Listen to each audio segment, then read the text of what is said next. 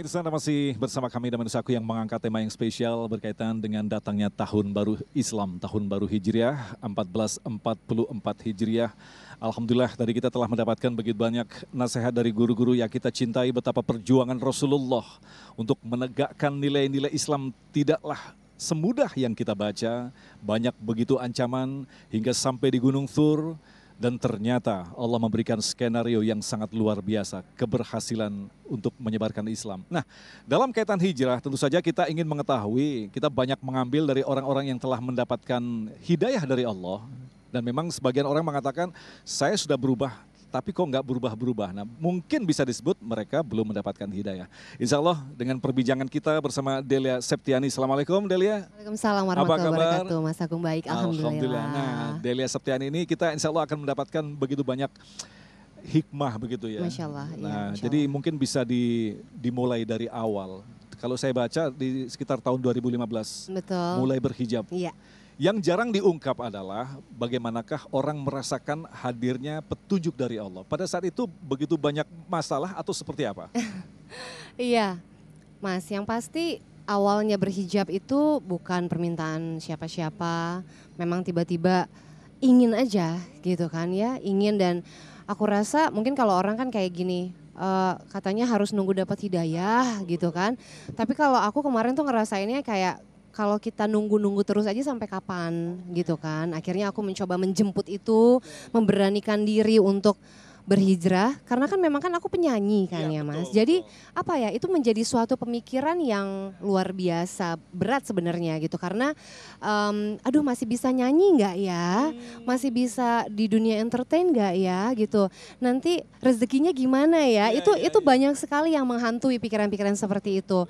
Tapi balik lagi alhamdulillah aku cuma minta kekuatan aja sama Allah gitu kan. Ya Allah, kalau memang ini jalannya yang terbaik, aku pasrahkan semuanya gitu kan. Dan alhamdulillah akhirnya 2015 itu berhijab. Dan banyak yang bilang juga kayaknya ya, kalau berhijab harus siap dengan cobaannya. Ah, ini yang penting ini. Itu bener banget. Cobaan. Oh gitu. Bener banget sih yang aku rasain sih Mas. Jadi Masya Allah itu cobaan ujian tuh luar biasa sih yang datang di hidup aku gitu. Apapun dari dulu aku keluarga gitu kan, rumah tangga, terus juga ekonomi sempat juga, terus rezeki, terus juga kehidupan mungkin jodoh kayak gitu-gitu. Itu semua yang sampai aku berpikir kayak gini, mungkin ini ya yang dulu banyak orang bilang, kuat nggak nanti cobaannya.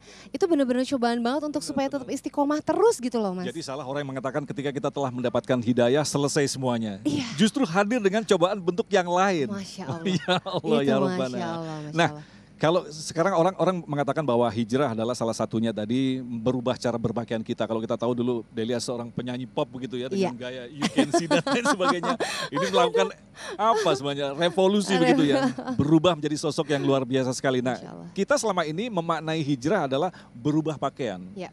Cara berpakaian, Ya. tapi kan yang paling penting merubah perilaku kita. Ini kan Betul. bukan pekerjaan yang sangat mudah. Betul. Ketika harus bertemu dengan teman-teman lama yang mungkin belum berhijrah. Betul. Ini bagaimana nih bisa berbagi pengalamannya, Delia? Kalau aku sih Mas yang pasti apa ya, banyak teman-teman yang belum berhijrah juga gitu. Tapi kan lagi-lagi kita harus saling menghargai keputusan mereka. Aku tidak pernah menjudge bahwa kalian harus ini, kalian harus itu, tidak. Tapi saya sudah berubah enggak gitu, karena aku juga masih berproses banget gitu kan, masih belajar banget. Jadi mereka kalau misalnya memanggil aku soleha segala macam, aku selalu bilang bahwa aduh enggak, aku juga masih belajar gitu. Bukan berarti aku berhijab, aku udah berhijrah, bukan berarti gue lebih baik dari kalian. Aku selalu bilang itu sama teman-teman semua. Poin yang sangat menarik sekali adalah saya masih terus belajar. Saya masih gitu. terus belajar. Oke. Karena Allah tuh begitu menutupi aib-aibku Masya gitu. Allah, Masya Jadi Allah. berat sekali dari penampilan ini, memang beban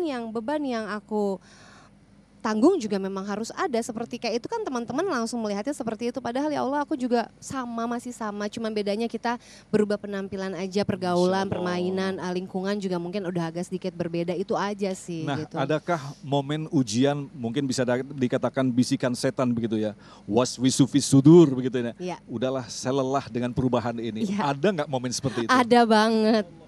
Ada banget Mas. Jadi itu di saat apalagi kita namanya karir entertain naik turun dan walaupun saya tetap nyanyi sekarang, tapi kan tetap nyanyinya itu kan nggak kayak dulu lagi gitu. Ada beberapa job yang memang tidak boleh penyanyi untuk berhijab gitu kan, tapi dan itu luar biasa gitu loh, rezekinya tuh dalam 1 tahun 1 bulan tuh luar biasa. Dan itu godaannya tuh di saat lagi down gitu ya, misalnya rezekinya lagi drop gitu, itu godaan syaitan tuh, aduh ya Allah, yang aduh iya apa aku gitu lagi aja ya gitu kan, kayaknya kan tanggung jawab yang aku bawa nih banyak banget gitu kan, seperti aku punya karyawan juga, punya keluarga yang apa gimana ya gitu, pikirannya tuh seperti itu, goda-godaannya seperti itu. Tapi untungnya alhamdulillah aku punya orang tua dan keluarga yang selalu mendampingi gitu, selalu mendampingi, orang tua yang selalu mengingatkan gitu di saat aku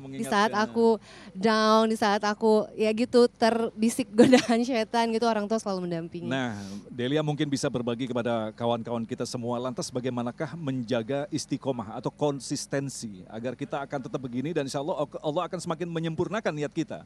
Kalau aku sih Mas yang pasti selalu berusaha untuk ngecas iman gitu, kayak memang betul kita harus sering-sering ikut-ikut kajian, sering ikut dengar-dengar tausiah gitu. Memang ya itulah yang di saat kita udah belok dikit gitu ya, rasanya iman kita akhirnya jadi ngerem lagi. Dan memang betul juga punya teman-teman yang soleh dan solehah gitu, memang betul banget juga gitu, karena mereka yang mengingatkan kita lagi juga selain orang tua dan keluarga. Jadi sangat jelas sekali, bukan sekedar perubahan pada individu, tetapi kita memilih teman-teman kita yang akan mampu menjaga hijrah kita gitu ya. Betul. Jadi ya itu dia tadi, kita nggak bisa melihat teman itu dari dia berhijab atau enggak, dia hijrah atau enggak. Kalau saya ya Mas ya, ada teman-teman saya yang tidak berhijab, belum hijrah, tapi justru mereka yang menjaga saya.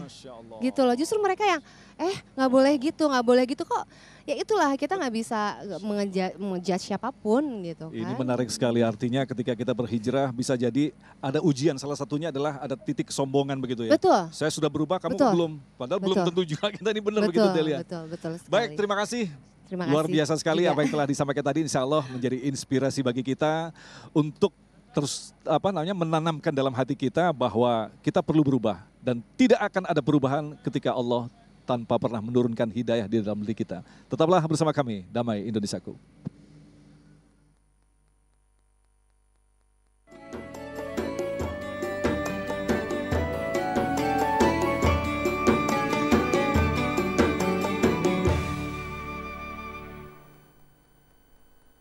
Assalamualaikum warahmatullahi wabarakatuh. Alhamdulillah bisa kembali menyapa pemirsa di awal tahun 1444 Hijriah ini.